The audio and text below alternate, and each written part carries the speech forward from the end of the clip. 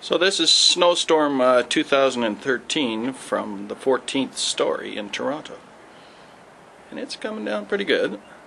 You can't even see Lake Ontario, which is just out there in the center of the screen. And it continues to come down. And that is February the 8th, 2013.